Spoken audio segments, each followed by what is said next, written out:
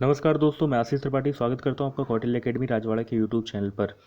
माफ़ करना और शांत रहना सीखो, ऐसी ताकत बन जाओगे कि पहाड़ भी रास्ता देगा। बढ़ते चलिए, अंधेरों में ज़्यादा दम नहीं होता, निगाहों का उजाला भी दियों से कम नहीं होता।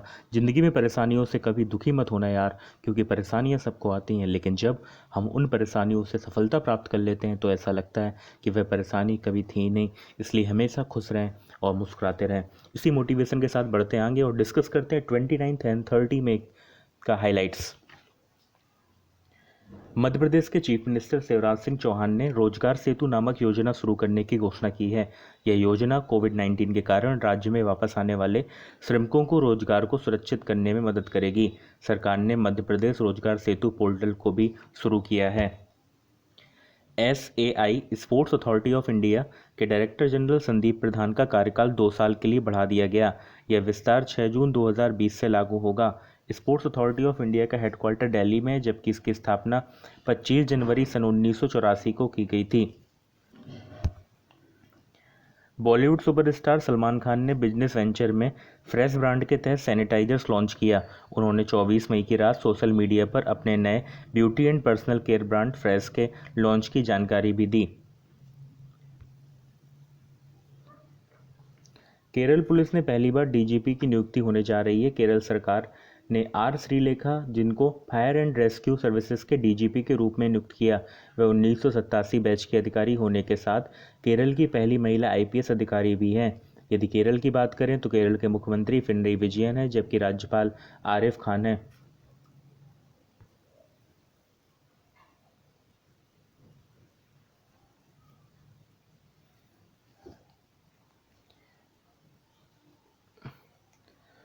वर्ल्ड हंगर डे हर साल 28 मई को मनाया जाता है।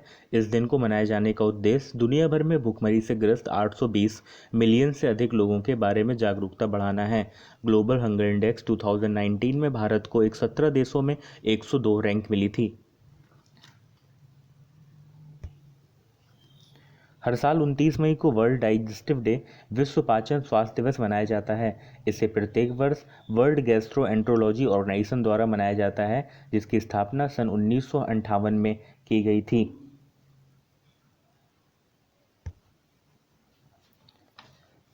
प्रत्येक वर्ष 29 मई को यूनाइटेड नेशन ऑर्गेनाइजेशन द्वारा international day of United nation peace keepers, संयुक्त राष्ट्र शांति सैनिकों का अंतर्राष्ट्रीय दिवस मनाया जाता है। वर्ष 2020 की theme women in peace keeping a के टू सक्सेस है। इस दिवस का मुख्य उद्देश्य शांति स्थापना के लिए शहीद हुए सैनिकों को याद करना और उन्हें सम्मान प्रदान करना है। यह दिवस 2003 में पहली बार मनाया गया था। दिग्गज गीतकार योगेश गौड़ का निधन हो गया। उन्होंने फिल्म आनंद में हिट गाने कहीं दूर, जब दिन ढल जाए और जिंदगी कैसी है पहेली के लिए बोल लिखे। इसके अलावा उन्होंने छोटी सी बात, बातों बातों में मंजिल जैसी कई फिल्मों के लिए गीत भी लिखे थे।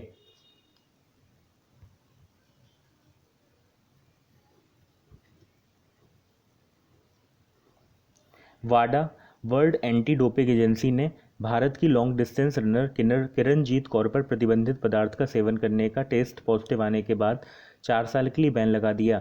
उन पर लगा बैन 15 दिसंबर 2019 से लागू होगा। यदि वाडा की बात करें तो इसके चीफ सर क्रेग रीड हैं, जबकि इसका हेडक्वार्टर मॉन्ट्रियल, कनाडा में है और इसकी स्थापना 10 नवंबर सन 1999 को की गई थी। मलयालम लेखक और सांसद MP वीरेंद्र कुमार का 84 वर्ष की आयु में निधन हो गया। कुमार केरल से राज्यसभा सदस्य थे। 2016 में हिमालय पर यात्रा वृतांत हेमवत भूमिल के लिए मूर्ति देवी पुरस्कार भी उनको प्रदान किया गया था। वह मलयालम दैनिक मातृभूमि के प्रबंध निदेशक भी थे। वीरेंद्र कुमार सन 1987 में केरल विधानसभा के लिए निर्वाचित हुए थे। वह 2 बार लोकसभा के लिए भी चुने गए।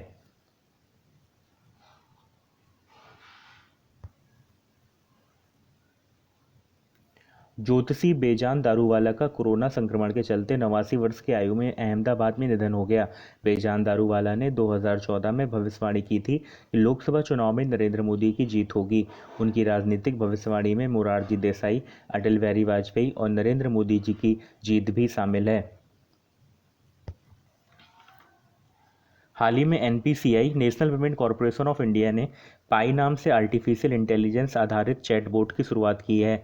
इस चैटबॉट का उद्देश्य देश में फाइनेंशियल इंक्लूजन को बढ़ाना है। यह डिजिटल लेन देन को बढ़ावा देने के लिए एक नई और महत्वपूर्ण पहल है। यूजर शब्द अथवा आवाज़ के माध्यम से क्वेश्चन भेज सकते हैं और एनपीसीआई के विभिन्न प्रोडक्ट जैसे फास्टैग, रुपए, यूपीआई आदि के संबंध में जानकारी प्राप्त कर सकते हैं। इसे आरबीआई और इंडियन बैंक एसोसिएशन द्वारा the payment and settlement system act 2007 के अंतर्गत स्थापित किया गया। इंडियन ओलंपिक एसोसिएशन के चीफ नरिंदर बत्रा को ओलंपिक चैनल कमीशन का मेंबर चुना गया। Olympic channel commission international Olympic committee की बैठक और आईओसी के अध्यक्ष को सलाह देने का कार्य करता है। यदि इंटरनेशनल ओलंपिक कमेटी की बात करें तो इसका हेडक्वार्टर लुसाने, स्विट्जरलैंड में है, जबकि इसके वर्तमान चीफ थॉमस बाक हैं।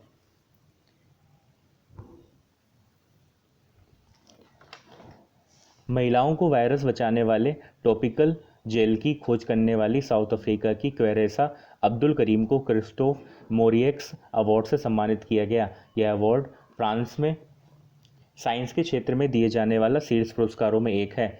साउथ अफ्रीका के प्रेसिडेंट सिरिल रामाफोसा है, जबकि इसकी करेंसी रैंड है। केंद्र सरकार द्वारा central institute of plastic engineering and technology का नाम बदलकर central institute of petrochemicals engineering and technology कर दिया गया। सीआईपीटी का भारत सरकार के केमिकल एंड फर्टिलाइजर मिनिस्ट्री के अधीन है। इसका उद्देश्य शिक्षा और अनुसंधान के संयुक्त कार्यक्रम के माध्यम से प्लास्टिक उद्योग के विकास में योगदान करना है। Chemical and fertiliser minister DV Sadananda Gowda हैं।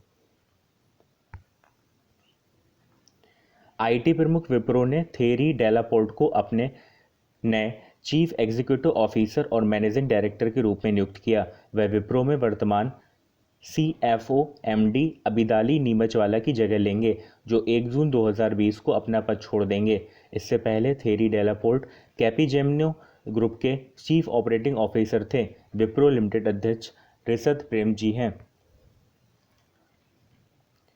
ऐमान इज्जत को फ्रांसीसी टेक्नोलॉजी प्रमुख कैपजेमिनी ग्रुप का नया सीईओ नियुक्त किया गया। इससे पहले आइमन इज्जत कैपजेमिनी ग्रुप के चीफ ऑपरेटिंग ऑफिसर के रूप में कार्यरत थे।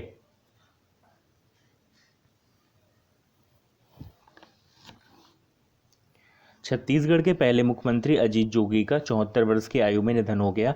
नौकरशाह से राजनेता बने जोगी नवंबर 2000 से नवंबर 2003 तक तत्कालीन कांग्रेस सरकार में राज्य के मुख्यमंत्री रहे।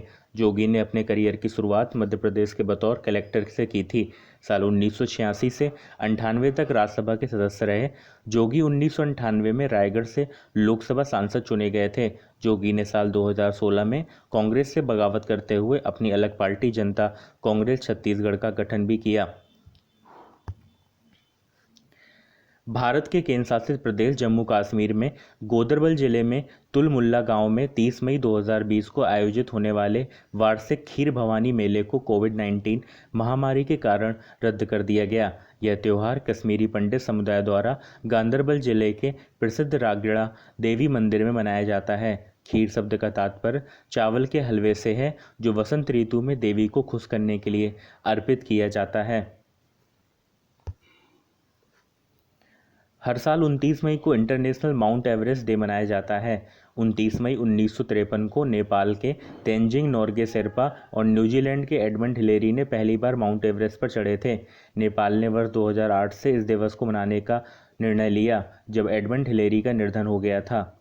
जुड़े रहिए हमारे साथ, मिलते हैं नेक्स्ट वीडियो में। जय हिंद, जय